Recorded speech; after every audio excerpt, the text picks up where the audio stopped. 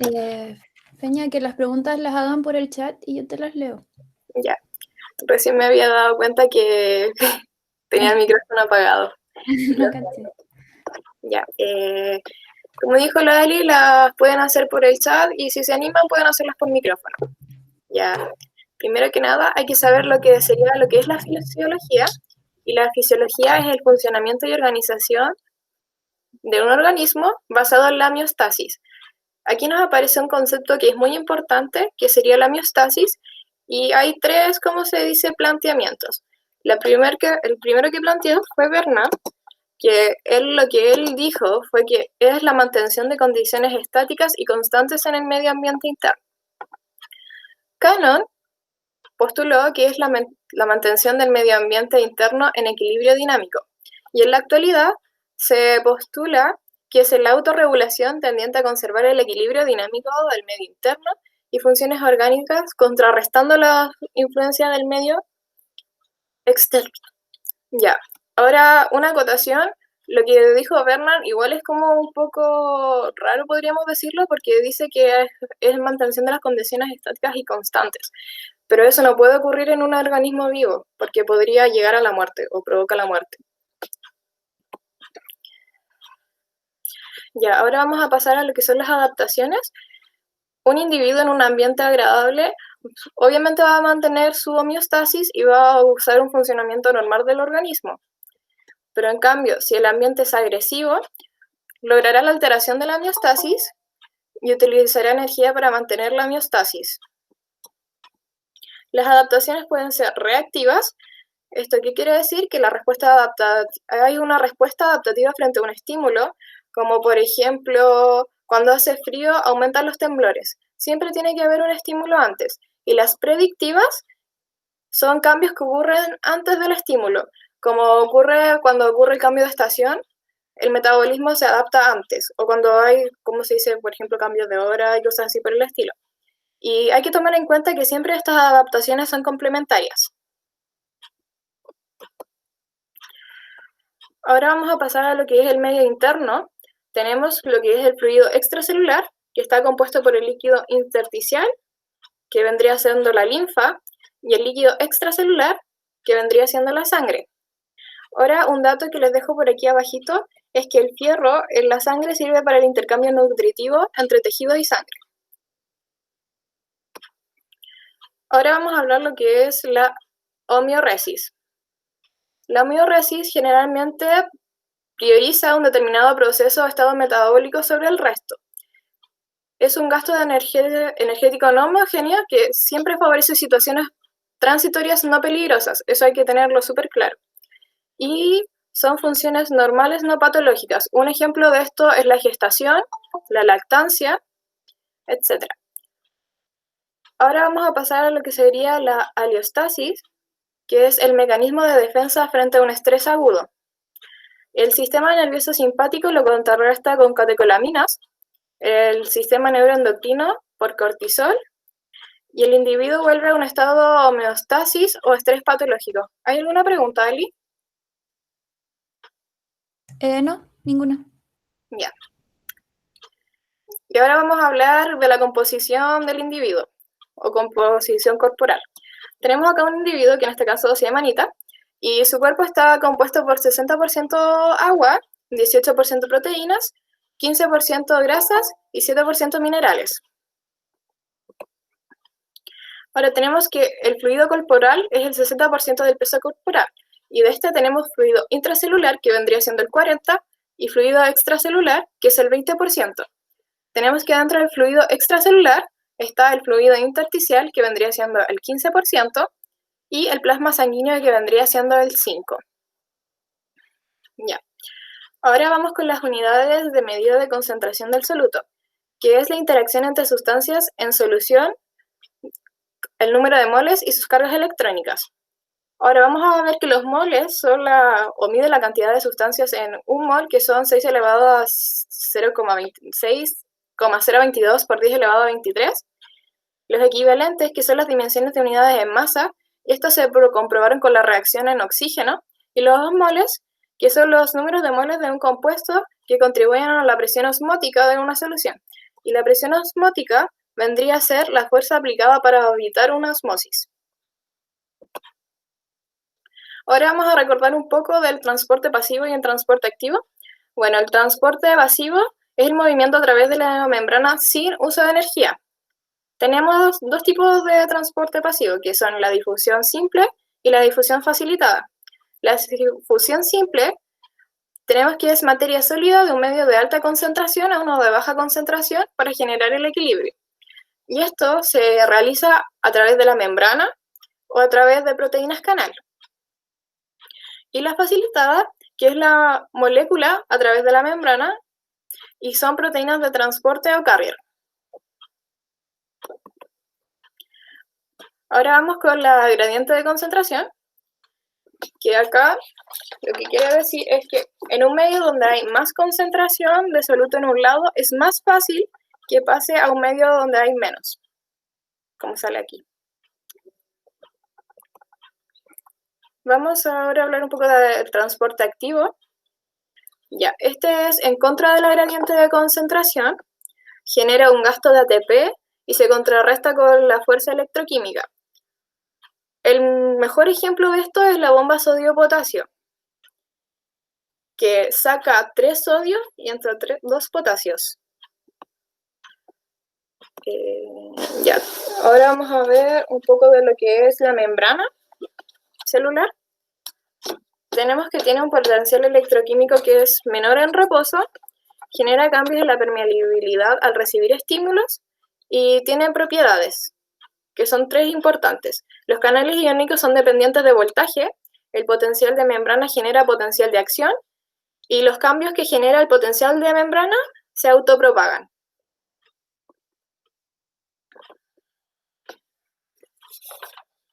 Ya, acá tenemos un potencial de acción. Vamos a recordarlo rápidamente.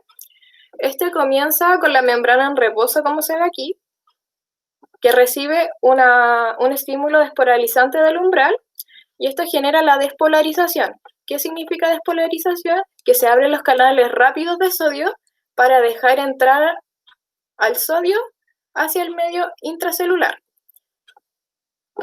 Luego, acá en este punto, ocurre o se cierran los canales de sodio y se abren los canales lentos de potasio, pero no significa que aquí se cierren completamente, solo que se cierran lentamente los canales de sodio para abrir los lentos de potasio, y esta abertura o este proceso de, ¿cómo se dice?, de que sale el potasio, se llama repolarización. Y generalmente permanece abierto un buen rato hasta que llega a los menos 900 milivolts, donde aquí para volver al estado normal o el potencial en reposo, se ocupa la bomba sodio-potasio para contrarrestar y llegaríamos al reposo. No sé si se entendió.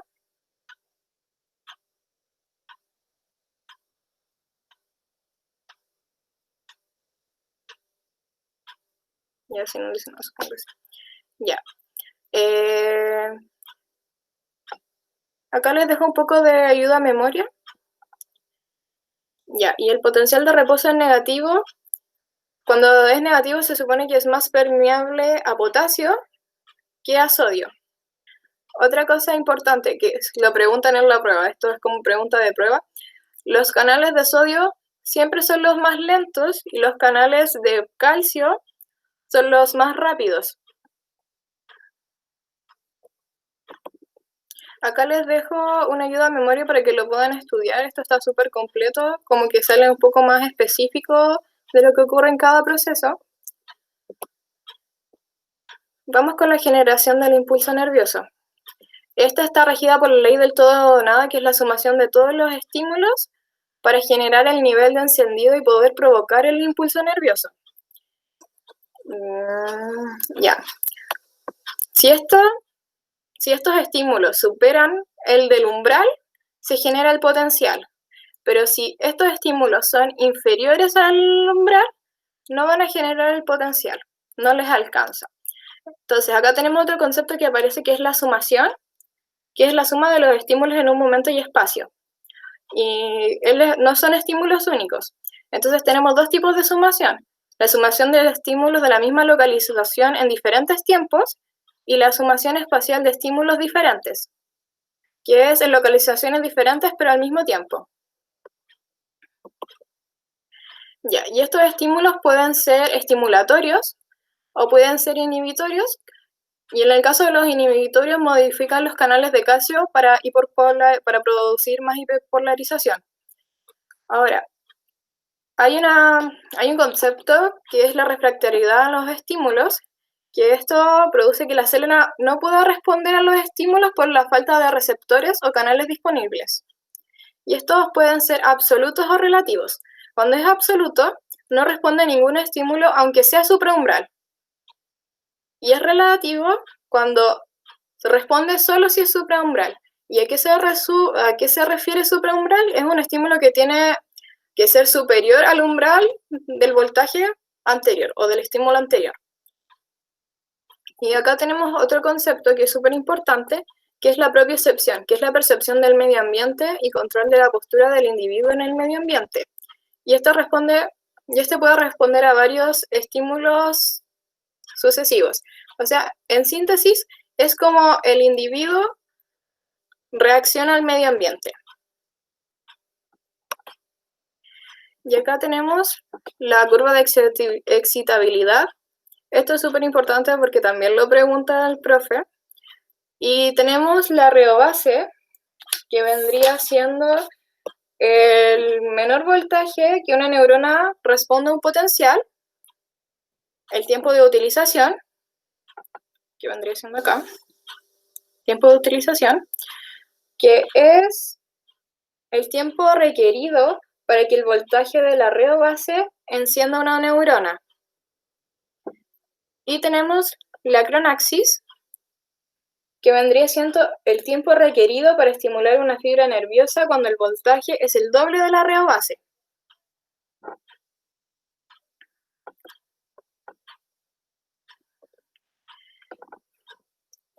Ya, ahora vamos con la conducción del impulso nervioso.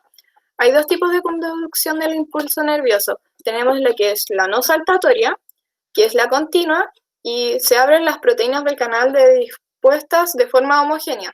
Y esta, como se nota acá en la imagen, es mucho más lenta. Después tenemos la saltatoria, que vendría siendo esta. Acá se puede observar que el axón está cubierto por mielina, y esto le provoca que sea más rápida.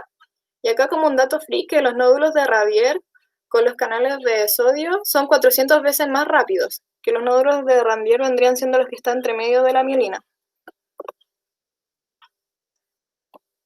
Ya, acá es como la transmisión del impulso nervioso, dependiendo de la zona de donde recibe el impulso, va a ser de cómo se transmite.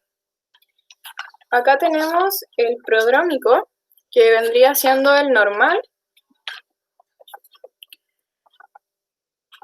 que este viaja de forma unidireccional y viaja desde el axón, desde las dendritas hacia el axón. Tendríamos uno que recibe en el axón, que este vendría siendo bidireccional, desde el axón a la dendrita o del axón al, ¿cómo se dice? Acá, a los nódulos, creo. No. Ya, pero es hacia acá. Y el antidrómico, que vendría siendo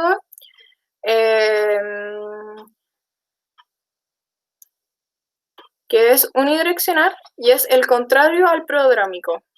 Entonces va de aquí hacia las dendritas. Vamos a hablar ahora un poco de lo que vendría siendo la sinapsis, que es la comunicación entre tejido excitable. Tenemos dos tipos de sinapsis, la eléctrica y la química. La eléctrica es la interacción a través de conexones y se propaga rápidamente a ambas células. Generalmente es del sistema nervioso central y es bidireccional y es más rápida que la química. Que la química, al contrario que la eléctrica, es más abundante. En las zonas presinápticas hay vesículas con neurotransmisores que por exocitosis se liberan al espacio postsináptico. Y aquí vamos a hablar un poquito más, profundizando en la sinapsis química.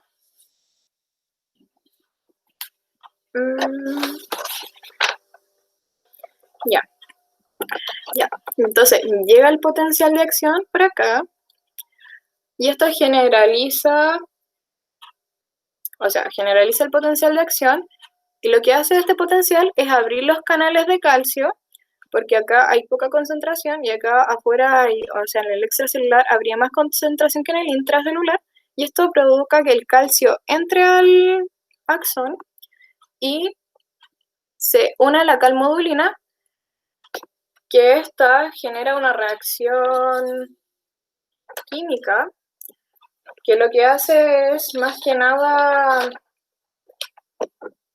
activar quinasas, que lo que van a hacer es reordenar ¿cómo se dice?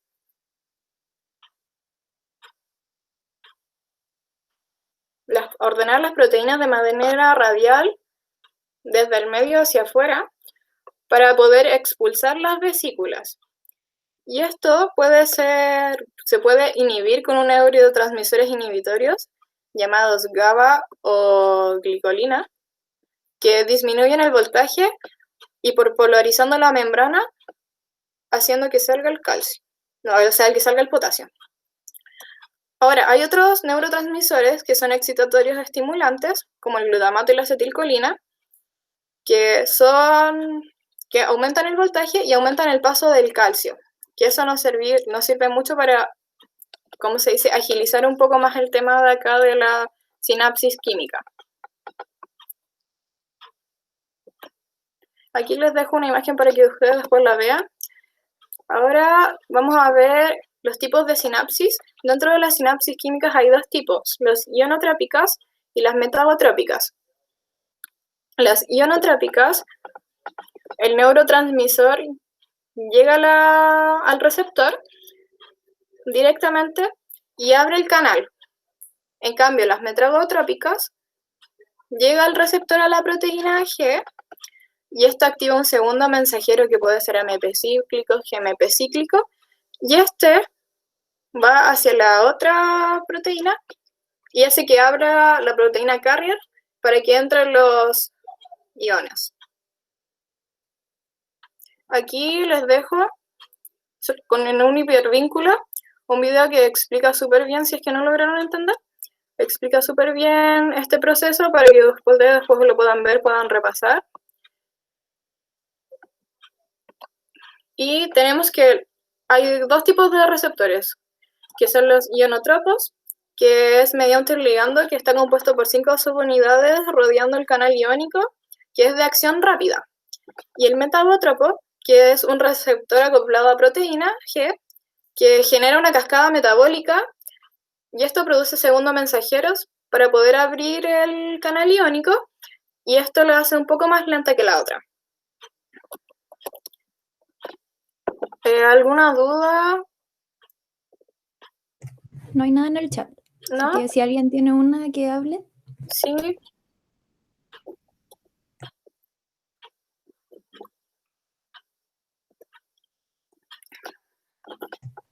¿Ninguna duda, chiquillos? ¿Hay alguien? Ah. ¿Presento yo ahora, Feña? Sí, dale nomás. Ya.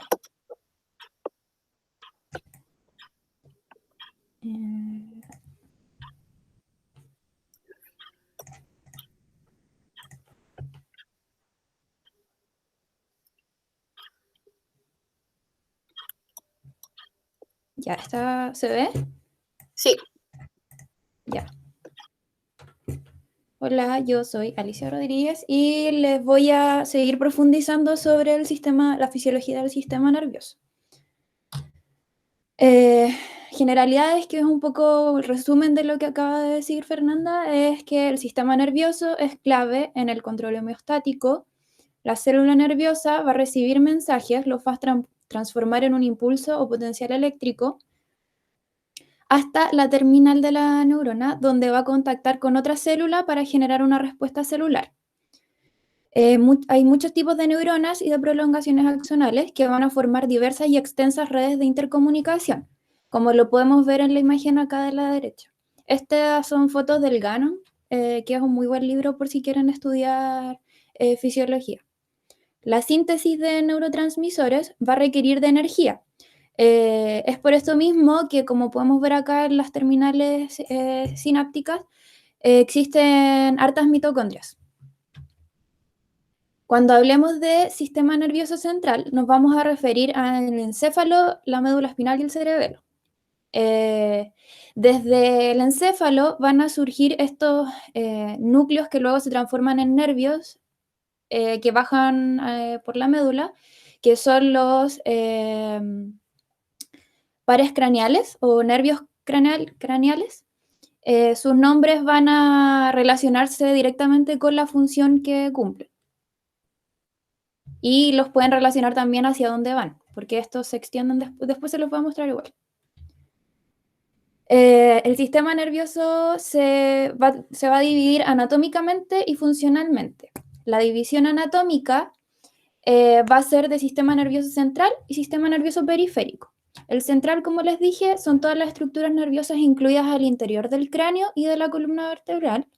Y el sistema nervioso periférico van a ser todas las vías nerviosas o nervios fuera del cráneo y la columna vertebral. El periférico es quien va a contactar con los tejidos periféricos. Aquí les dejé una foto para que recuerden un poco anato sobre cómo estos son los nervios faciales.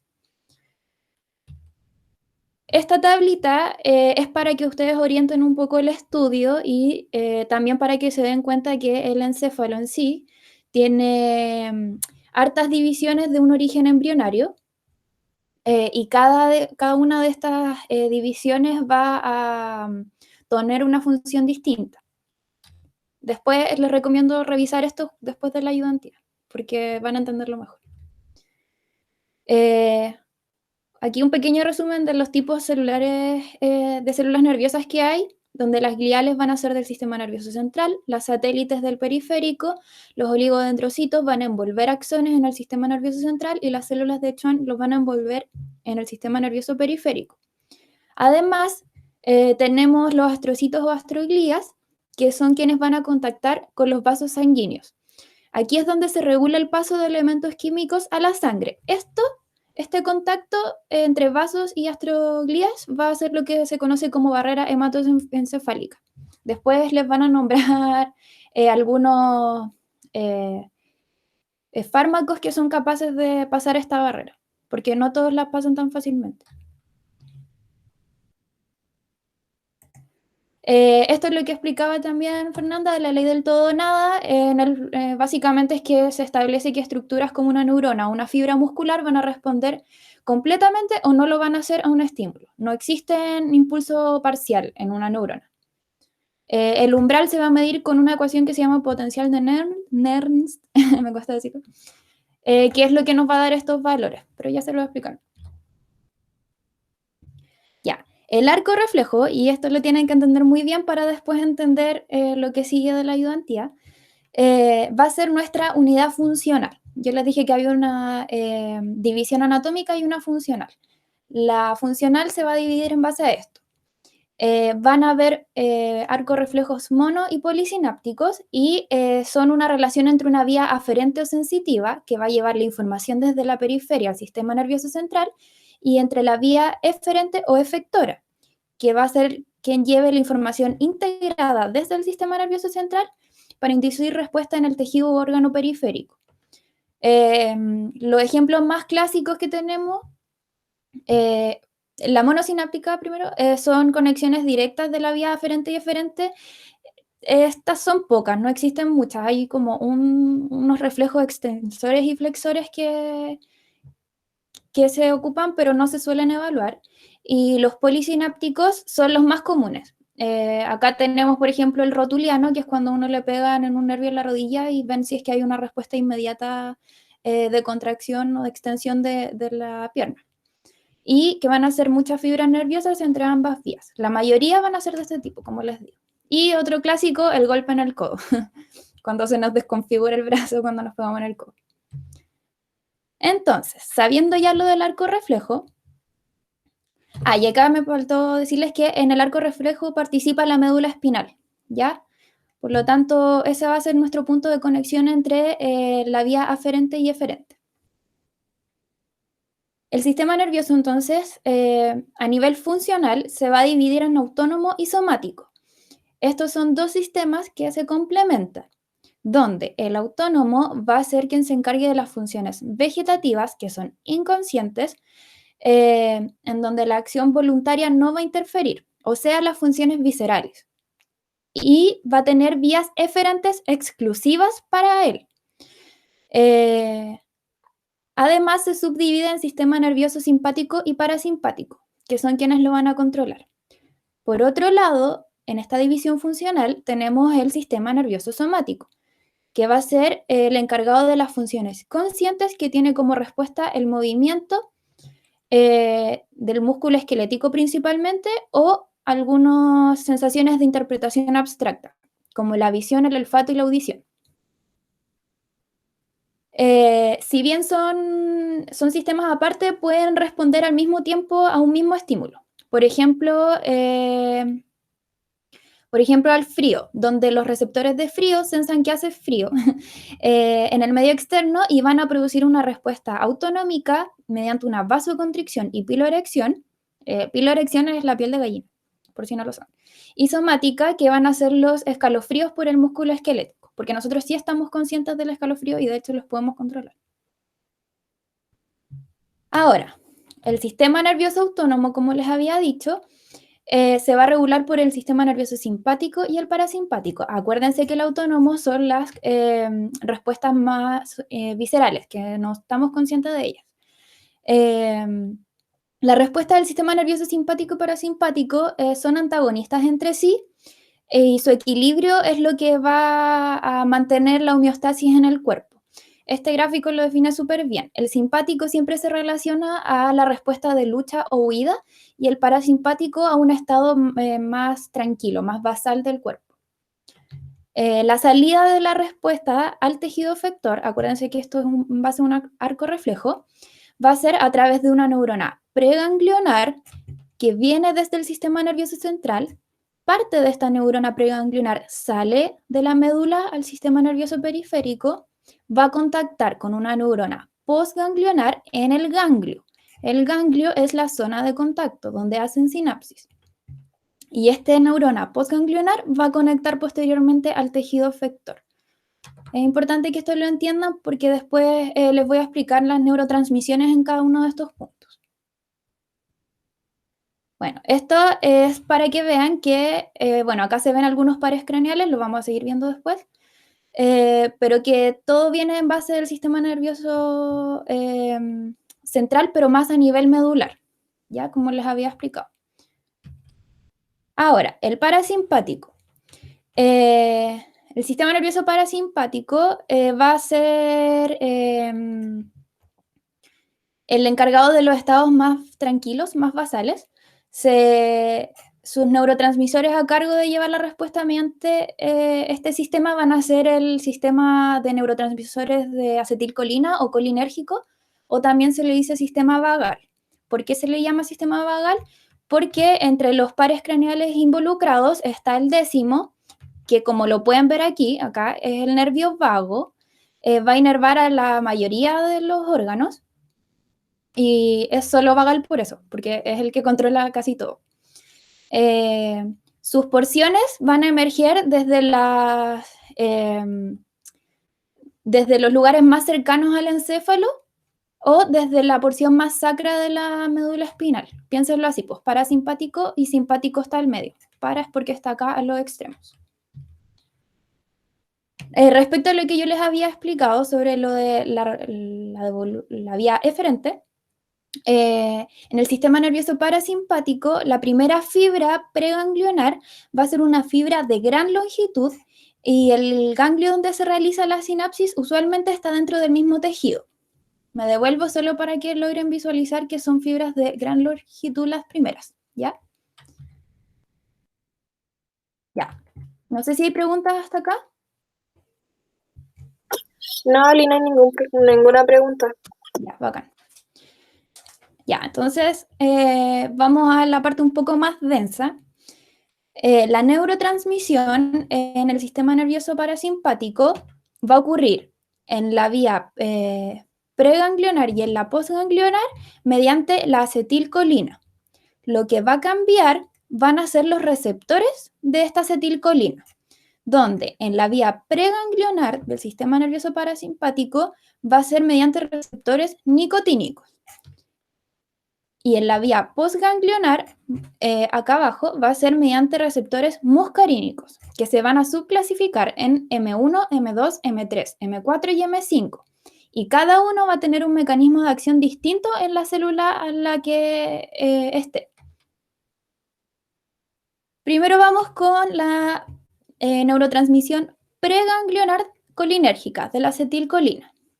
Como explicaba Fernanda, llega el impulso nervioso, lo que va a ocurrir acá es que se va a despolarizar el botón sináptico o la terminal nerviosa de esta neurona, y al llegar a este impulso se va a sintetizar acetilcolina a partir de colina y acetilcoenzima A por la colina acetiltransferasa. Esta acetilcolina se va a guardar como una reserva en vesículas que luego van a ser eliminadas del botón sináptico por exocitosis. Si no llega el impulso, se van a mantener en las vesículas, así de simple. Una vez que son exocitadas, son recepcionadas por estos receptores nicotínicos de las neuronas postsinápticas. Esta es una neurona postsináptica. Para continuar el impulso hacia acá abajo. Es lo que explicaba Fernanda, de que los receptores nicotínicos van a ser ionótropos, porque ellos funcionan cuando se acoplan dos moléculas de acetilcolina, se abre su canal para producir la despolarización de membrana. Una vez que ya lograron el impulso necesario, esta acetilcolina vuelve al espacio sináptico, y en este espacio sináptico van a ser transformadas por la acetilcolina esterasa, que es de la neurona postsináptica. Van a ser transformadas a colina y acetato. El acetato se va a ir por la linfa, y de la linfa va a pasar a la circulación para luego ser eliminado por la bilis. Y la colina va a ser recaptada por este botón sináptico para en un eventual nuevo impulso nervioso volver a generar acetilcolina. Esto es lo mismo, está también escrito acá abajo por si después lo quieren revisar. Esto es un receptor nicotínico, que aquí ocurre lo que yo les decía, se acoplan dos moléculas de acetilcolina y se va a abrir este conducto donde va a ingresar sodio y va a salir potasio. Ahora, la neurotransmisión postganglionar colinérgica, acuérdense que la anterior era preganglionar, esta es postganglionar. Va a ser mediante receptores muscarínicos del tejido efector. Esto es lo que ocurre en ambas, como reacción en cadena que se produce al ser recepcionada la acetilcolina, pero lo importante aquí, después lo pueden leer, pero lo importante es que están unidos a proteína G, y como la Fernanda explicó, la proteína G lo que hace es producir cambios en esta célula mediante segundos mensajeros. La diferencia es que M1, M3 y M5, los impares, van a producir respuestas activadoras de la función celular de esta célula, mediante un incremento en la liberación de calcio desde el retículo endoplásmico y la modulación y activación de canales iónicos de potasio.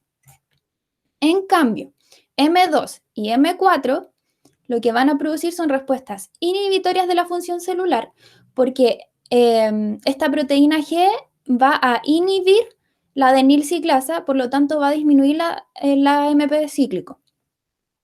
Y si disminuye el AMP cíclico, no hay actividad de la quinasa A, por lo tanto no hay actividad, bueno, sí hay, pero muy poca actividad celular. Entonces esto es súper importante que quede claro, que los impares M1, M3 y M5 van a ser activadores de la función celular, M2 y M4 van a ser inhibidores de la función celular. Esto es, de hecho se los puso el profe en la clase, es para que sepan que existen estos receptores, tienen distintas ubicaciones en el cuerpo. Entonces, ya vimos el sistema nervioso parasimpático. No sé si queda alguna duda ahí. No, ninguna. Ya, entonces Sí, seguimos. ¿Sí? yo tengo una pregunta. Dale. Toda esta explicación en la neurotransmisión, tanto a nivel pre como postganglionial, está ocurriendo en la vía eferente, ¿no? Sí, esto es de la vía eferente. Ah, perfecto. Sí. Gracias. ¿Alguna otra pregunta? ¿No? Ya, seguimos entonces con el sistema nervioso simpático. Acuérdense que todo esto es autónomo. Al contrario de lo que yo les había explicado del sistema nervioso parasimpático, estas fibras eferentes van a salir. En el fondo, esto ocurre de ida y de vuelta por los mismos nervios, pero la explicación de aquí es para respuesta efectora, ¿ya? Los nervios participantes acá van a estar a nivel más medio de la médula espinal. Y el neurotransmisor de la presináptica va a ser la acetilcolina y va a ser exactamente igual a la anterior. Y de la terminal postsináptica van a ser las catecolaminas. Creo esto sí está bien. Acuérdense que esto es preganglionar y esto es postganglionar. Existe la adrenalina y la noradrenalina. Son casi lo mismo.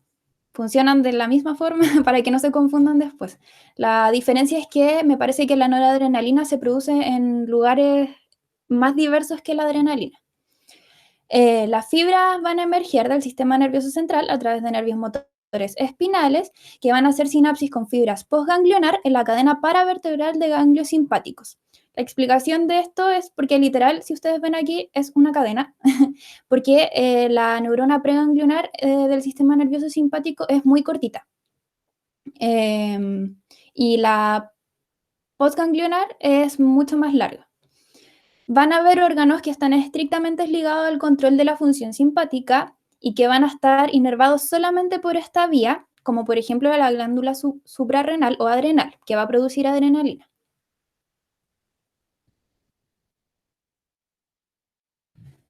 Ya, esto es lo que yo les decía, que al final es lo que va a formar nuestra cadena, y es que la fibra preganglionar es súper cortita en el simpático. Eso, de esa idea. Ya, la neurotransmisión. La vía preganglionar y la postganglionar, el neurotransmisor va a ser la acetilcolina. Esto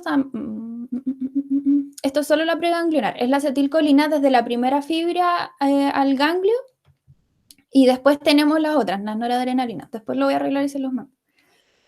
En la preganglionar lo que va a ocurrir es la liberación de acetilcolina y también va a ser por receptores nicotínicos. Esto es lo que yo les explicaba, que es similar a la sinapsis colinérgica anterior. Y en la postganglionar va a ser recepcionada por receptores adrenérgicos, alfa, que va a ser el alfa 1 y 2, beta, que van a ser el 1, 2 y 3 del tejido efector.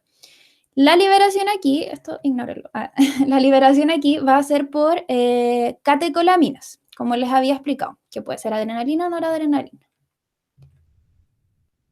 Hay otras catecolaminas, ya no se queden solo con eso, pero esta es como la que se usa para explicar. Les voy a explicar la formación de la adrenalina. Esto es en la terminal sináptica, en el botón sináptico postganglionar, se me confunde. En el fondo, lo que ocurre aquí es que ingresa tirosina desde el espacio sináptico, o sea, del extracelular, a la terminal sináptica postganglionar. Desde tirosina se va a transformar ahí a dopamina, a dopa primero y después a dopamina. En forma de dopamina se va a almacenar en vesículas que luego van a ser exocitadas. Y se pueden exocitar como noradrenalina o adrenalina. Como les digo, esto es relativamente lo mismo. ¿Y cómo se ocurre esta exocitosis? Mediante el aumento del calcio intracelular, que es lo que explicaba Fernanda. Cuando aumenta el calcio intracelular, se empiezan a movilizar estas vesículas para ser exocitadas. Bueno, y lo de la detección por el tejido blanco va a ocurrir por receptores adrenérgicos, como les había dicho, alfa y beta, que tienen sus subtipos. Les dejo este video que explica esto muy, muy, muy bien y también les va a servir para entender cómo se puede bloquear también esta vía. Entonces, vamos a hablar de los receptores primero. Los receptores adrenérgicos alfa van a tener una sensibilidad a los agonistas endógenos, donde la noradrenalina va a ser más sensible a noradrenalina que a adrenalina y más sensible que a isoprenalina. Esta es un agonista exógeno. Les voy a explicar. Un agonista exógeno es aquella sustancia capaz de unirse a un receptor celular y provocar una acción determinada en la célula, generalmente similar a la producida por una sustancia fisiológica. Esto es solo para que sepan que el agonista exógeno hace la misma función que un agonista endógeno, que es como activar una función celular. Los alfa-1, acuérdense que estamos en receptores adrenérgicos del sistema simpático, son ligados a proteína G y van a activar la fosfolipasa C, al igual que los muscarínicos. Van a formar segundos mensajeros y van a incrementar la concentración intracelular de calcio, mediado por la activación de canales de calcio de membrana celular externa, como también por el incremento de la conductancia del calcio del retículo endoplásmico. O sea, en el fondo van a tener los alfa una función activadora de la célula. Los alfa-2, por el contrario, tienen una acción inhibitoria, porque inactivan la adenilatociclasa y va a disminuir el AMP cíclico. O sea, alfa-2 funciona de la misma forma que en el sistema nervioso parasimpático funcionaban los muscarínicos 2 y 4, y alfa-1 funciona similar a los muscarínicos 1, 3 y 5. Esta tabla se las había puesto el profe, pero es lo mismo, para mostrarles que hay distintas ubicaciones y los efectos que tienen a nivel celular. Esto es como ya más macro, pues no es tan micro. Ahora, los receptores adrenérgicos beta van a existir el tipo beta 1, beta 2 y beta 3. Tienen sensibilidad a agonistas endógenos inverso a los que tenían los alfa. Estos son mucho más sensibles a la isoprenalina y a la adrenalina que a la noradrenalina. Lo que yo les había dicho es que estas son moléculas muy similares, cumplen funciones muy similares, pero se producen en lugares distintos. Yo no creo que sea atingente para ahora fisiología. Todos los beta van a activar la adenilatociclasa, por lo tanto van a aumentar la concentración intracelular de AMP cíclico y van a ser entonces todos los beta estimulantes de la función celular. Aquí les dejé como, esta tabla también creo que se las pusieron en la clase, con las distintas ubicaciones que tienen y los efectos que tienen. Estos son efectos ya más sistémicos. Ya, el término de la sinapsis de la neurona postganglionar, acuérdense que esto es postganglionar en simpático, porque el preganglionar era lo mismo que vimos en el parasimpático de una sinapsis colinérgica. Estas son las otras. El término de esta sinapsis se va a dar cuando el tejido efector termina la acción, en el tejido efector termina la acción, por ejemplo, acá de la noradrenalina, y este neurotransmisor es liberado a este espacio sináptico y puede tomar dos vías. Puede ser recaptado por el mismo botón sináptico, que también, al igual que el tejido efector, va a tener receptores alfa-2. Al ser detectado por alfa-2, va a enviar señales para que la noradrenalina sea ingresada directamente a vesículas de secreción y quede ahí como de reserva, por si vuelve a llegar un estímulo. o puede ser metabolizado por la enzima monoaminoxidasa, que va a producir derivados biológicamente inactivos de catecolamina, que van a ser usados nuevamente cuando se necesiten sintetizar más. Cuando se necesita más puede ser como en situaciones de mucho estrés o por ciertas drogas. Otra posibilidad de que termine esta sinapsis es que este neurotransmisor, que no fue recaptado porque a veces se saturan y simplemente tienen que ser eliminados, sea metabolizado por la enzima de membrana de los tejidos efectores llamada catecolomediltransferasa o COMT, que va a producir normetanefrina que se va a ir por linfa y de ahí a circulación y después a bilis para ser eliminada. Ya, esta tabla también es del Gannon y es un resumen de todo lo que acabamos de hablar. Pero en el fondo lo que importa es que sepan a modo general cuáles son activadores de la función celular y cuáles son inhibidores de la función celular. Y una vez sabiendo eso ya van a poder tener un poco más y del tejido que está siendo afectado van a tener un poco de noción de cuál va a ser lo que produzcan en el organismo. Entonces, terminamos con el sistema nervioso autónomo. ¿Hay dudas? En el chat no hay nada. Ya. Entonces seguimos con el sistema nervioso somático.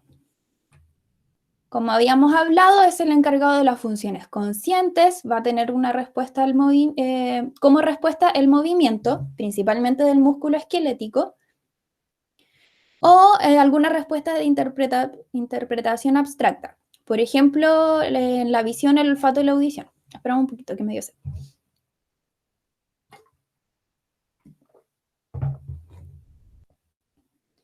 Ya. Entonces, el órgano efector por excelencia del sistema nervioso somático va a ser el músculo estriado, específicamente el esquelético. Todas estas sensaciones somáticas, cuando hablamos de sensaciones somáticas, son relacionadas con la conciencia del individuo de esta respuesta. Aquí va a existir una vía eferente, que es una sola fibra motora que inerva el tejido efector desde la médula espinal. A diferencia del otro que tenía una preganglionar y una postganglionar, esta es solo una, es directa. Recuerden que esto es por donde sale la respuesta, ¿ya? Esto es eferente. Estos receptores periféricos de los que les voy a hablar ahora son los que captan estímulos desde fuera de nuestro cuerpo. No tiene que ver no tiene que ver con la neurona en sí, como en los anteriores, como no son los mismos que los muscarínicos ni los nicotínicos. Estos son receptores de sensaciones. La estimulación de los receptores somáticos ocurre porque se genera un potencial y por lo tanto una conducción a través de la fibra aferente y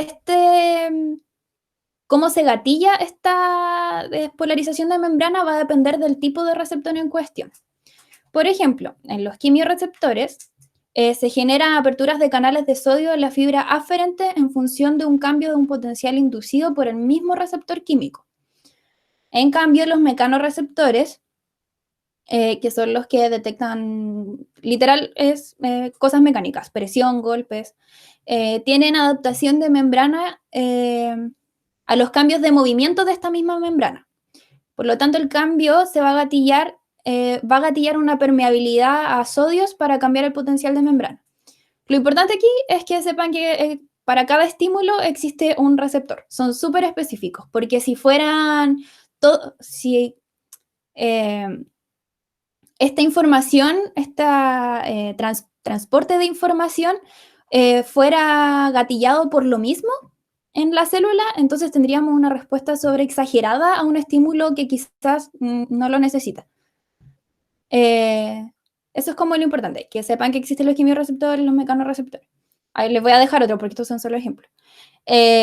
el potencial de axón hará que llegue información al sistema nervioso central para que sea analizada la respuesta a realizar. Esto puede ser con una respuesta compleja del mismo sistema nervioso central o una simple, que van a ser las monosinápticas o polisinápticas, que son de muy pocas neuronas para que la respuesta sea más inmediata. Ya, estos son los tipos de receptores. Hay fotorreceptores, magnetorreceptores, estos son los que usan las aves para orientarse por el magnetismo de la Tierra. Entonces, de estos receptores que habíamos hablado, que son diversos, van a existir los de adaptación lenta o tónicos y los de adaptación rápida o fásicos. Los de adaptación lenta, en la medida que enfrentan un estímulo, van a ser activados y producir potenciales de acción. Si el estímulo permanece en el tiempo, son los que estamos viendo acá en el gráfico, permanecen en el tiempo sobre el receptor, este va a seguir enviando estímulos y lentamente, se demora harto, comienzan a disminuir los estímulos enviados. Por lógica, estos son encargados de la sensación de tipo protectiva para protegernos de un estímulo nocivo. Por ejemplo, el dolor. No tendría sentido que nos acostumbráramos rápido, por ejemplo, a que se nos esté quemando el dedo en el fuego de la cocina, porque nos quemaríamos la mano. Por lo tanto, esto se mantiene ahí constante hasta que nosotros logremos reaccionar para sacar la mano de ahí. Y los de adaptación rápida o receptores fásicos son los que cuando el estímulo está presente sobre el receptor va a haber una rápida adaptación y en poco tiempo van a dejar de producir despolarización de membrana para enviar el mensaje. Son los que se acostumbran muy rápidamente al estímulo. Aquí tenemos sensaciones somáticas, acuérdense que todo esto es consciente, como la presión y el roce. El ejemplo clásico de acá es cuando nos ponemos ropa y nos acostumbramos a esa presión sobre nuestro cuerpo porque no es nada nocivo para nosotros. Ya, yo no sé si ustedes, yo creo que sí, han escuchado de que el cerebro izquierdo va a controlar nuestra parte derecha del cuerpo y el cerebro derecho va a controlar nuestra parte, ay, no sé cómo le dije, bueno, pero que se controla, nuestro cerebro controla el lado opuesto del cuerpo. Esto ocurre, sí es real, pero no es de forma total, porque como en biología siempre van a haber excepciones. Pero yo aquí se los voy a explicar. La información de ida y de vuelta tiene que llegar de ida a centros de integración para enviar una respuesta de vuelta. No es tan inmediata como las anteriores que eran a nivel medular del sistema autónomo. La vía lemniscal, que es la que vemos acá, se va a conducir la información de receptores periféricos relacionados a sensaciones de tacto, vibración, discriminación o propiocepción por fibras de conducción rápida, que van a ser las A-alfa, las A-beta y las A-delta.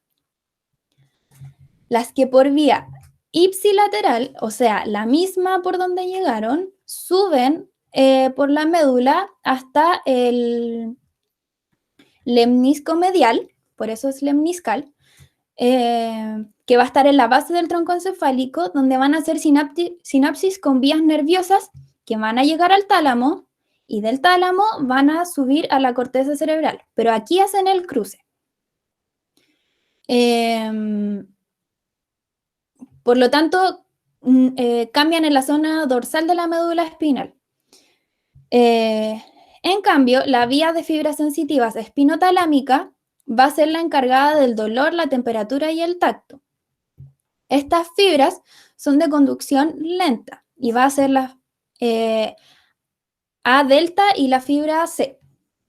Una vez que ingresa al sistema nervioso central, va a cambiar inmediatamente de lado y ahí va a subir por la médula hasta el tálamo y del tálamo a la corteza. En la corteza recuerden que se generan respuestas complejas y es la encargada de nuestra conciencia en el fondo.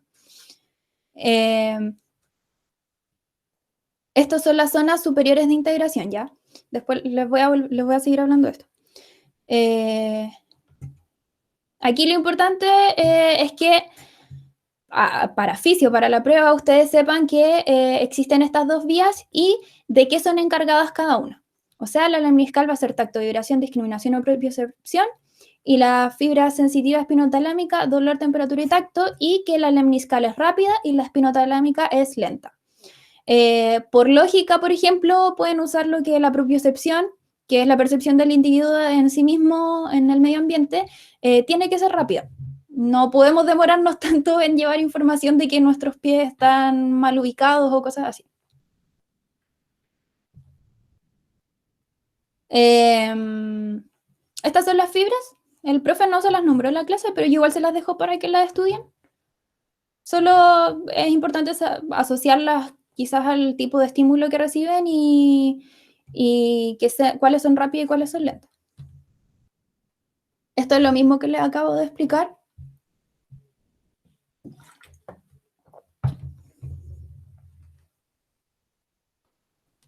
Ya. Como les expliqué, la información llega a la corteza, pero antes tiene que ir pasando por distintas zonas de integración. Estas zonas van a variar según el estímulo y la respuesta que sea necesaria, pero desde abajo hacia arriba, o sea, desde médula a corteza, van a ir así, donde la médula van a ser las zonas de integración de sensaciones monosinápticas, o sea, las que son más simples. Y de ahí se va subiendo su complejidad hasta llegar a la corteza.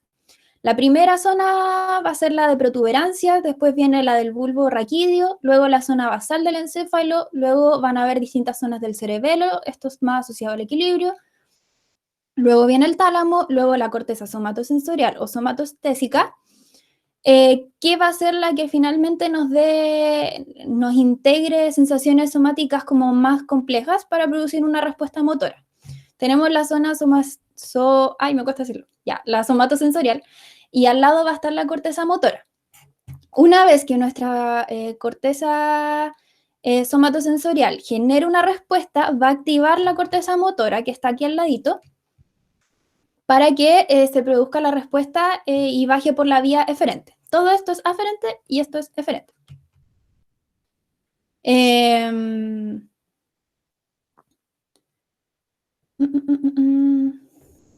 Bueno, y de aquí va a bajar por la misma vía que ingresó hasta llegar a médula y de ahí a la fibra motora que va a inervar el músculo esquelético para la respuesta. Si el tipo de sensación es especial de respuesta no motora, las que yo le decía de audición, de olfato, las vías de integración van a ser distintas y van a ser específicas.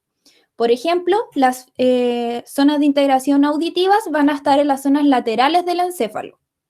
La integración visual va a estar en la zona de la corteza posterior. No está adelante, acuérdense que existe el quiasma óptico, que es quien me lleva la información hacia la parte de atrás de nuestro encéfalo, desde nuestros ojos. Ya, aquí estamos terminando esa parte. Una particularidad de la información somática es que las vías aferentes van a activar zonas específicas de la corteza, donde la cantidad de neuronas que hay en estas zonas van a depender de la importancia de la sensación somática de cada especie para su mantención de homeostasis y por lo tanto su sobrevivencia. Esta es como la cantidad de neuronas, el tamaño indica como el nivel de sensibilidad que tenemos. Esta es del humano y esta es la de algunos animales. Eso. No sé si alguien tiene dudas.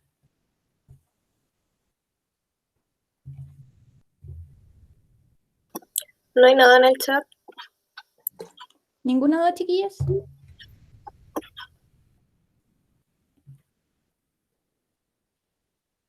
En el fondo no se calienten tanto la cabeza viendo la bioquímica de la sinapsis, por ejemplo, sino que entiendan el proceso. De eso se trata fisiología, de entender los procesos. ¿Sigues tú, Fernanda, con la Sí, otra voy. parte? Ahora vamos con la última parte que vendría siendo contracción muscular. Empezamos de inmediato. Dame un segundo.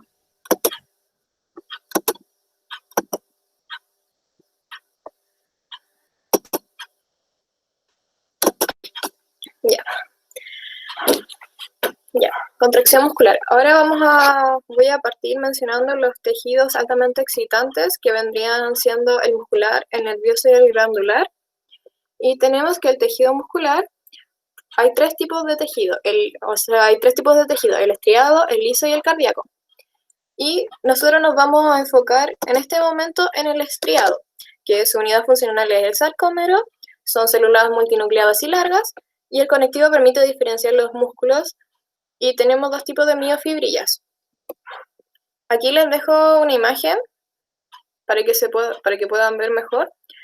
Acá tenemos el perimicio, el endomicio, acá tenemos la fibra muscular, que acá sale, y dentro de la fibra muscular tenemos las miofibrillas, el sarcolema y mitocondrias, que son muy importantes. Ya, ahora vamos un poco más de la composición. Tenemos los miofilamentos de miosina, que son los más gruesos, y tienen meromiosina, que pueden ser ligeras, que son las no globulares y forman cadenas fibrilares, y las pesadas, que son las globulares, que forman la cabeza de miosina, y esta es la que hidroliza el ATP. Ahora tenemos los miofilamentos de actina, que son los más delgados, y tienen dos proteínas asociadas, troponina y tropomiosina. Ahora vamos a hablar un poco más de aquí. Si se fijan, tenemos las bandas I, que son isotóropas, que son la fracción distal de los miofilamentos de actina, que es este sector. Tenemos la banda A, que es asintrópica, que son los miofilamentos de actina y miosina, que vendría siendo todo este sector. Y tenemos los discos Z, que son la unión de un sarcómero a otro por proteínas ligantes específicas, que vendría siendo esto. Tenemos la zona H, que es donde la banda A, que es donde no hay filamentos de actina, que vendría siendo este sector. Y este sector desaparece con la contracción muscular. Y tenemos la línea M, que es la banda de miosina, es en la parte donde se unen las dos miosinas adyacentes, como muestra en este sector.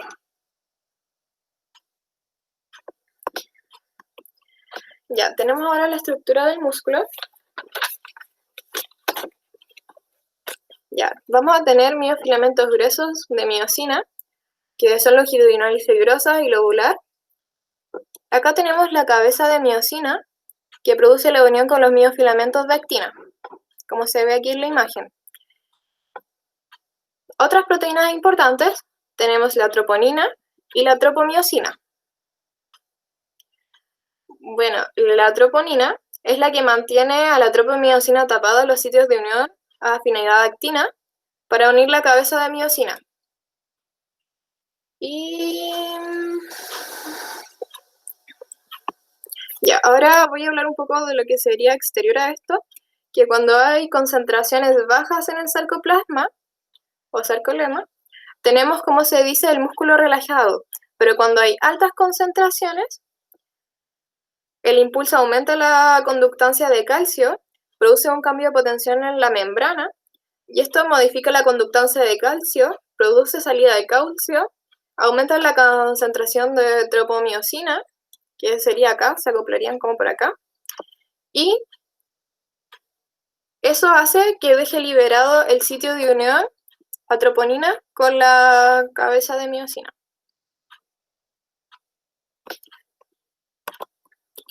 Ya, ahora tenemos lo que es el acoplamiento excitación-contracción.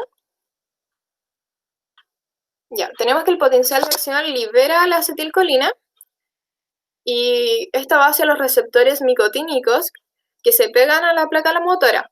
Esto produce una despolarización del sarcolema, produciendo un impulso nervioso hacia el sarcolema, y eso produce la conducción del impulso hacia los túbulos T. Y estos activan la DHPR y la rianodina. Y esto produce la salida del calcio al sarcoplasma. Y gracias a la salida del calcio se puede producir la contracción. Acá, la activación de DHPR activa la proteína del canal de rianodina y eso permite que el flujo de calcio salga desde el retículo sarcoplásmico hacia el exterior. Es un proceso bastante lento y no necesita un periodo de latencia, eso es súper importante. Acá hay más de lo mismo, como para que lo estudien ustedes después.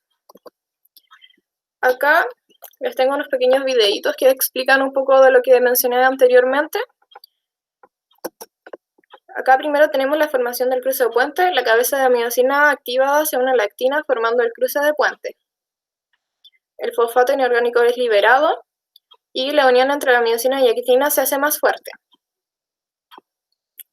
Paso 2. Golpe de poder.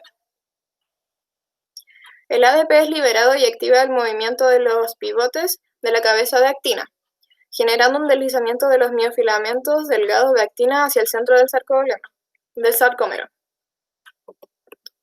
Después tenemos el paso 3, que vendría siendo la separación de cruces de puente.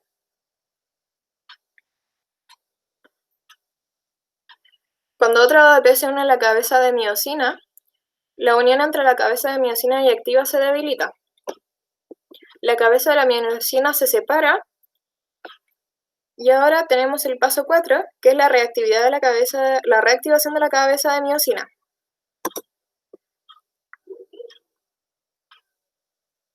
Que vendría siendo el ATP deshidrolizado a ADP fosfato inorgánico y la cabeza de miosina vuelve a su estado normal. Y este proceso se repite muchas veces. Aquí les voy a dejar un hipervínculo hacia un video que explica bien y que les sirve para repasar. Ahora vamos a hablar un poco de la sacudida muscular. Esta responde a la ley del todo o nada. La fuerza es moderada por la intensidad del estímulo y los periodos de latencia son prolongados. Tienen que ocurrir todo lo antes mencionado para que vuelva a ocurrir la sacudida muscular. Ya, acá tenemos la sumación de contracciones y el músculo responde a sacudidas individuales, como se muestra aquí abajo, a múltiples estímulos, y esto no permite la relajación de los músculos, y esto puede provocar dos cosas: el tétanos incompleto y el tétano. Entonces, el tétanos incompleto aumenta la frecuencia del estímulo y alcanza a relajarse el músculo. No se alcanza a bombear calcio dentro del retículo. Pero en el tétanos, al contrario, al aumentar la frecuencia del estímulo, los músculos no logran relajarse entre cada estímulo, y si se da por tiempos prolongados, producirá fatiga, y después de la fatiga puede producir contractura muscular. Acá tenemos un ejemplo de tétano, y acá está la sumación. Ahora vamos a hablar un poco de la fatiga. Esto igual es súper importante. Yo me acuerdo que me lo preguntaron el año pasado, cuáles eran las dos causas principales de la fatiga. Primero es que se acaba el neurotransmisor almacenado, en este caso el calcio, y el otro es el consumo de ATP. Es necesario para la relajación muscular. Si ustedes, por ejemplo, lo que pasa en el rigor mortis, no sé si se han dado cuenta, pero como que el cuerpo se levanta y se mantiene levantado después de la muerte. Ya, eso es por falta de ATP, porque para que el músculo se relaje, necesita ATP. Y acá les dejo un apoyo para aprender. Ya, unidad motora versus fuerza contráctil. Ya, la fibra muscular ha estado en reposo y frente al efecto de los estímulos sucesivos, la fibra es capaz de aumentar la fuerza contráctil. Si los estímulos sucesivos son de la misma intensidad, la fuerza de la respuesta va aumentando a medida que aumenta la frecuencia de los estímulos. Este fenómeno es conocido como efecto Trepe o efecto escalera, como se nota aquí. A medida que los estímulos involucren más fibras motoras, la fuerza contráctil será mayor. Y ahora tenemos las formas de... Te pegaste un poquito en lo último. ¿Qué cosa? Te pegaste un poquito en lo último. ¿En cuál parte? Lo último que dijiste. La última frase. Ya, a medida que un estímulo involucre más fibras motoras, la fuerza contráctil será mayor. Ya. Ahora vamos a las formas de contracción muscular. Tenemos dos: las isométricas y las isotónicas. Las isométricas se ejerce una tensión sin que los músculos se acerquen, como se muestra en la imagen. La latencia es más corta la contracción es más rápida, pero la relajación es más larga. Ahora, al contrario, las isotónicas, el músculo ejerce tensión contra su longitud, o sea, el músculo se acorta, en otras palabras, hace un periodo de latencia más largo y un periodo de relajación más rápida. Y igual esto depende de las fibras que involucran. Ya. Relación entre estiramiento inicial del músculo y fuerza contráctil. Ya, las fibras de actina y miosina están muy sobrepuestas y la respuesta muscular no será grande si están muy sobrepuestas. Si se estira un poco la fibra, se genera mayor fuerza contráctil, pero si se estira demasiado, la respuesta contráctil caerá bastante. Por este motivo se realizan elongaciones antes de hacer ejercicio físico, para que el músculo se contraiga con más fuerza frente al estímulo. Y esto no me acuerdo si lo preguntaron el año pasado, pero a mí me lo pasaron en clase y creo que ustedes también, que son los tipos de fibras musculares. Tenemos el tipo 1, que son las rojas, que es la mioglobina, el tipo 2B, que son las más blanquecinas y trabajan muy rápido, pero se fatigan muy rápido, y las tipos 3A son rojas, se contraen rápidamente y su recuperación es rápida. Eso sería. Ahora le tenemos una actividad. ¿Hay dudas? En el chat nada. ¿Nada? Chiquillos, dudas generales de todo. Hagan la hora o caen para siempre. No, mentira. Porque ahora les tenemos preparada una actividad. Ya, les hicimos una actividad que ojalá participen, porfis. Sí, por favor. Eh, Está súper, dice.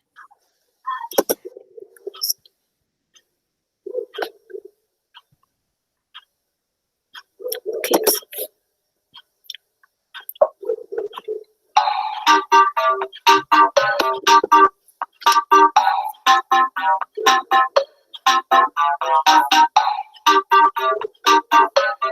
Me va a mandarle. Ah, verdad que se tienen que meter del celo. Sí.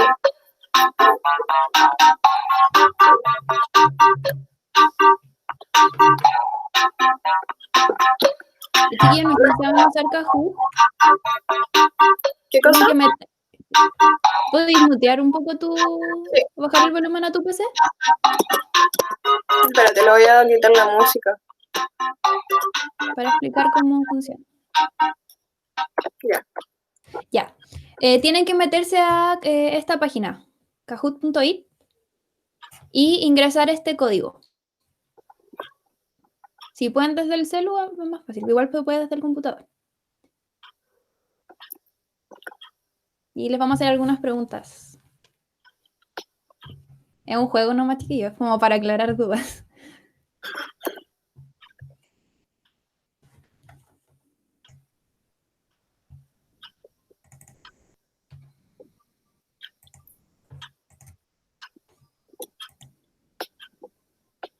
Ya, hay 4 jugadores, pero hay más personas conectadas. Esperemos un ratito más. Chiquillos, la idea es que se conecten porque es prototipo de preguntas de prueba. Sí, como que las hicimos muy... Muy Así similares a lo que por ahí preguntan. podrían preguntarle.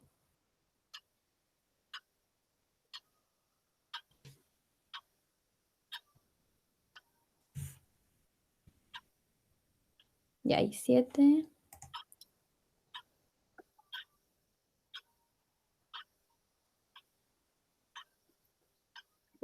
Yo creo que con esos 7. Ya, empecemos nomás. Uh-huh. Ya.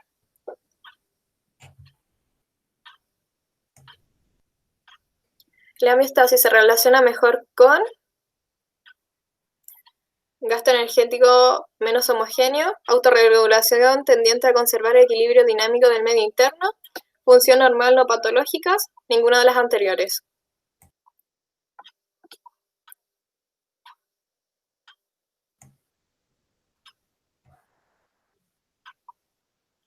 Ya, bien. Súper.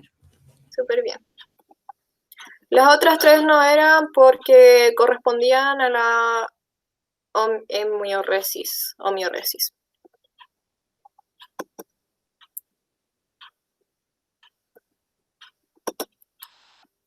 Ya. Adaptaciones fisiológicas a cambios producidos por estímulos se conocen como adaptaciones predictivas o reactivas.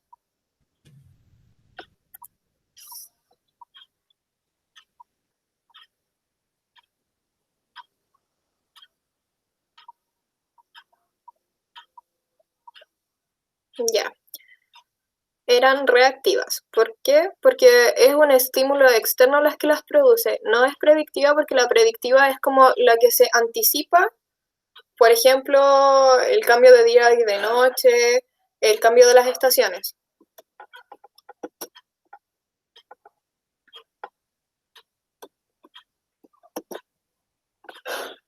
Propiedades de la membrana que posibilitan la generación del potencial de membrana en reposo. Fluidez, presencia de canales de potasio dependientes de voltaje, la presencia de sodio, potasio, ATPasa, o sea, la bomba sodio-potasio.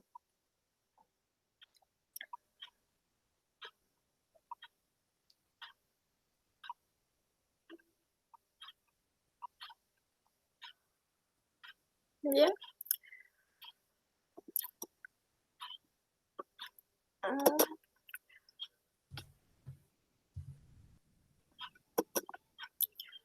Ya. En el potencial de acción, luego de la hiperpolarización, la membrana retorna al potencial de reposo a través de los canales lentos de potasio no dependientes de voltaje, a través de los canales lentos de potasio dependientes de voltaje, a través de los canales lentos de sodio no dependientes de voltaje, a través de los canales lentos de sodio dependientes de voltaje.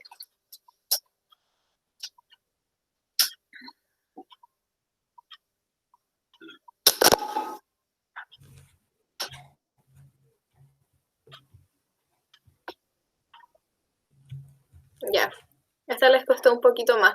Recuerden que el único canal que es con más dependiente de voltaje en sí es el canal de sodio, que es el que recibe el estímulo para ser abierto. Generalmente el canal de potasio se abre para contrarrestar la entrada de sodio.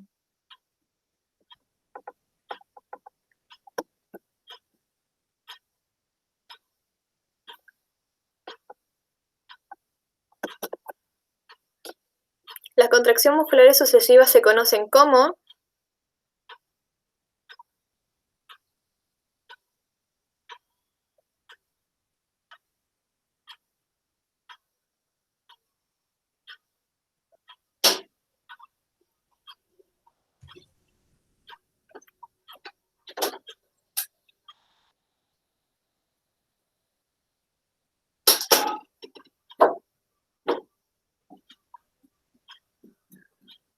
sí.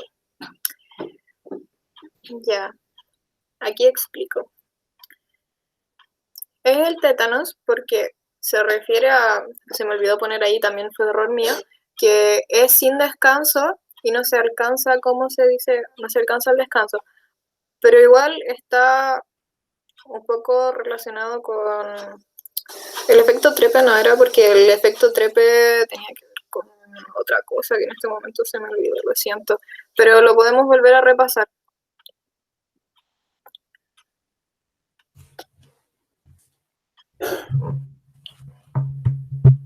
Ya, ¿se necesita TP para la relajación muscular?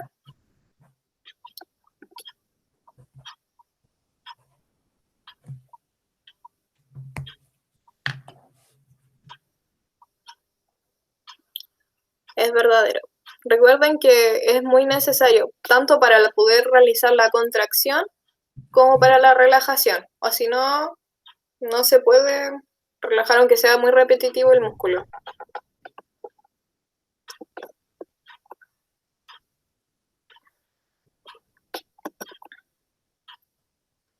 Respecto a los receptores parasimpáticos ganglionares, es correcto afirmar que los receptores muscarínicos M1, M2 y M3 son inhibidores de la función celular. Los receptores adrenérgicos alfa-1 son activadores de la función celular. Los receptores muscarínicos M2, M4 son inhibidores de la función celular. Los receptores nicotínicos funcionan mediante proteína G y segundo mensajero.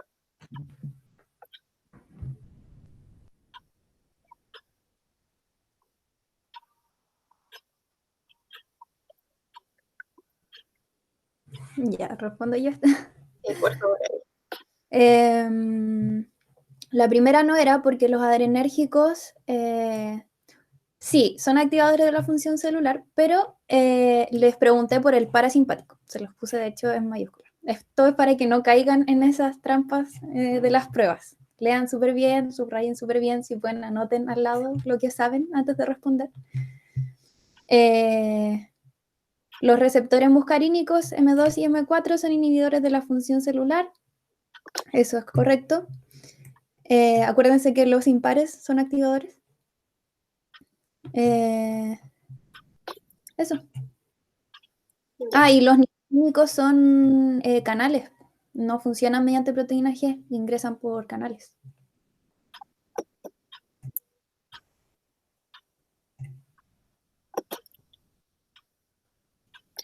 respecto al sistema nervioso autónomo. En el simpático solo participa la acetilcolina como neurotransmisor. Está mediado por el sistema nervioso parasimpático y simpático. El parasimpático se encarga de la respuesta de lucha o huida, o ninguna de las anteriores.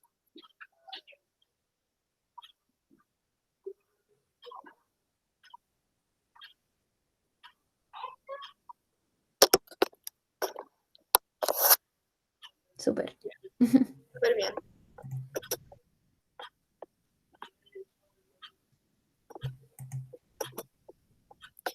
Y respecto al sistema somático, se encarga de la respuesta visceral o involuntaria del individuo, posee vías eferentes exclusivas. Las aferentes son comunes con el autónomo. Las vías ipsilaterales regulan la propiocepción por vía de conducción rápida, o los receptores de adaptación rápida se relacionan con estímulos nocivos.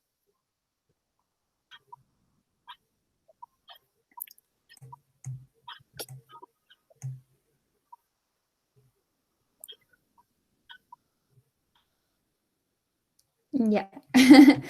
Yo le estoy preguntando por el sistema nervioso somático. La primera se encarga de respuestas viscerales e involuntarias del individuo. Ese es el autónomo, porque es la clasificación más grande. Acuérdense que el somático, todo lo que sea respuesta somática es consciente, ¿ya? Cuando le pongan viscerales, asócienlo a los órganos. Nosotros no controlamos necesariamente lo que hacen nuestros órganos.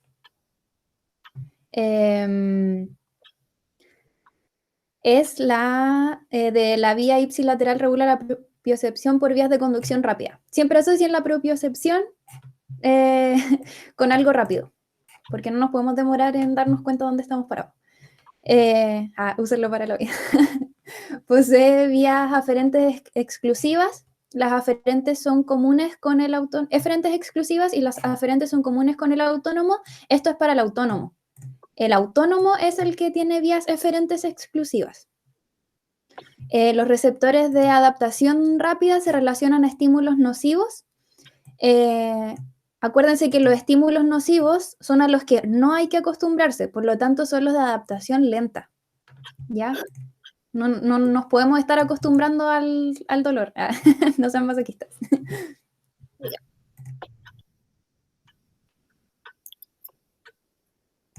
Ya, ahora voy a volver a explicar lo anterior.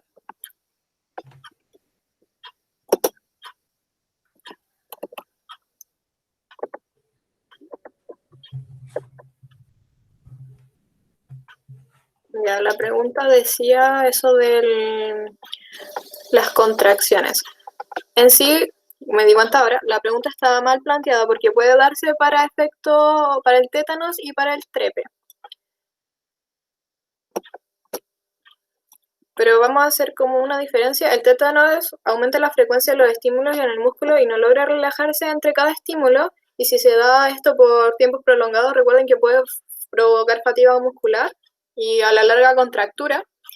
Y acá tenemos el efecto trepe, que es cuando ya han estado en reposo frente a un efecto de estímulos sucesivos, La fibra es capaz de aumentar su fuerza contráctil si los estímulos sucesivos son de la misma intensidad. La fuerza de la respuesta va aumentando a medida que aumenta la frecuencia de los estímulos.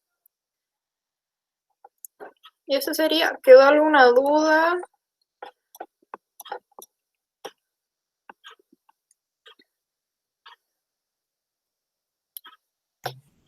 ¿Ninguna duda?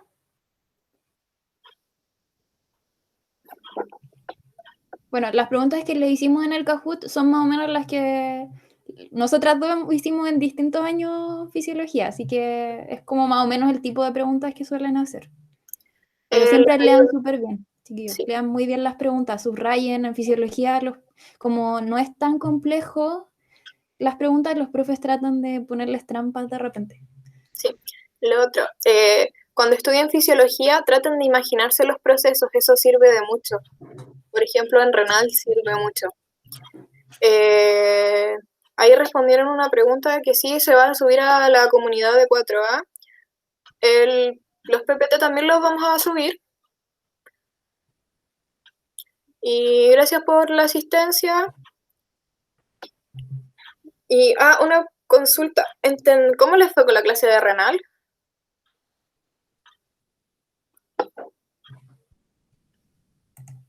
Pueden escribir en el chat si no quieren. Necesitamos saber esa información.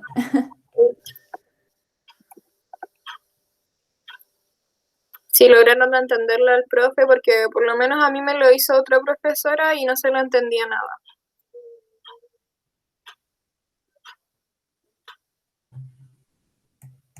No ponen nada en el chat. ¿No? Por fin, chiquillos. Sí, porque chiquillos respondan eso.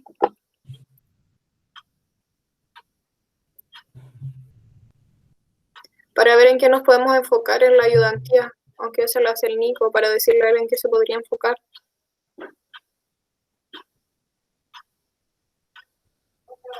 ¿Tú no pudiste entrar? Ya, mira, lo que yo voy a hacer es, igual no lo tenía pensado hacer, pero les voy a subir con el material que yo estudié. Eso sí, está todo destacado por todos lados, pero les va a ayudar harto.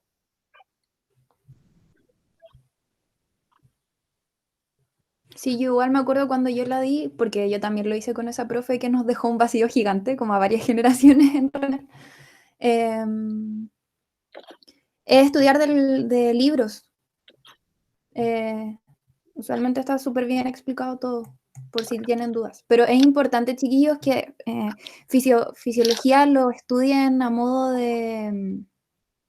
consciente, ya no como solo por pasar, porque desde la base de fisiología después ustedes van a poder entender bien patología 1 a la 4 que van a tener, toxicología, todo lo que sean alteraciones, tienen que entender la normalidad primero. Les va a servir En parásitos les va a servir. para todos los ramos que vienen, así que traten de estudiar súper a conciencia, como... Acá dicen que no han visto renal, circulatorio y respiratorio. Entonces, ¿no les entra renal en la prueba?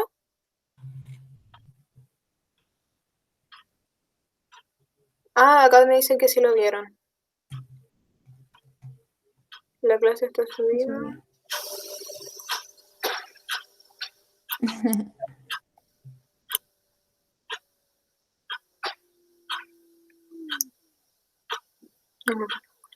Bueno, pero ya, o sea, igual hay un vacío de base. En todas las generaciones hay un vacío de base, o sea, de renal. Sí, pero eso es súper importante porque después cuando, no sé si, no, pues todavía no tienen farmacología, pero después van a tener farmacología o van a tener semiología o otros ramos donde tóxico, donde es importante saber todo lo de fisio. Sí. Así que fisio 1 y fisio 2, chiquillos, por favor, estudiarlo bien. Eso, Sí. no sé. Ya voy a dejar de grabar.